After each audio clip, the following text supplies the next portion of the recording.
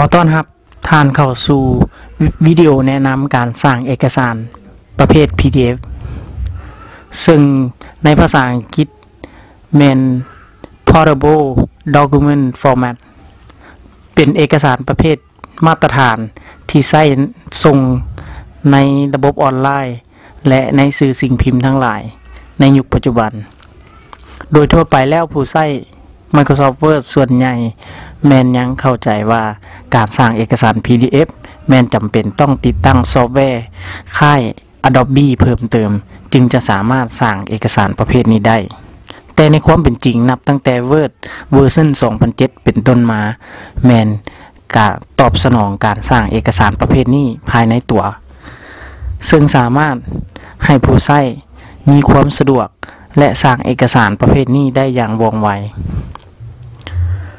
รายละเอียดในการปฏิบัติขอนำเสนอในณที่นี้เลยก่อนอื่นแม่นเปิดเอกสารที่ต้องการสร้างเป็นไฟล์ PDF ขึ้นมา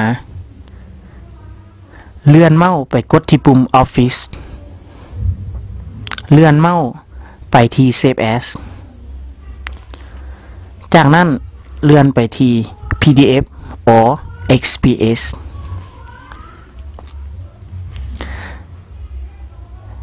จากนั้นในช่องไฟล์ Name ให้ตั้งชื่อไฟล์ PDF ตามใจและเลือกเครื่องหมายถึกที่ Open File After Publishing เพื่อทำการตรวจสอบเอกสารภายหลังการสร้างเอกสารเป็น PDF ขึ้นมาส่วนตำแหน่ง Optimize for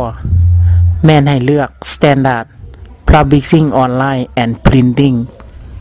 ในกรณีนี้มีจุดประสงค์ใช้เอกสารที่สร้างให้เป็นเอกสารมาตรฐานหรือสามารถเลือก Minimum Size Publishing Online ในกรณีที่จะใช้เอกสารที่สร้างเป็น PDF ขึ้นมานั้นส่งในระบบอินเทอร์เน็ตเท่านั้นสำหรับกรณีนี้จะขอเลือกเป็น Standard เพื่อให้เอกสารที่สร้างเป็น PDF นั้นได้มาตรฐานเลือก Drive หรือบอนที่เราจะเก็บเอกสารภายในคอมพิวเตอร์หลังจากนั้นกดปุ่ม Publish รอถ้าจะบึดการสร้างเอกสารแบบ PDF ก็ถือว่าเป็นการสำเร็จมาฮอดนี้การแนะนำการสร้างเอกสารแบบ PDF ก็หมดเพียงเท่านี้พบกันใหม่ในวิดีโอตอนต่อไปขอขอบใจ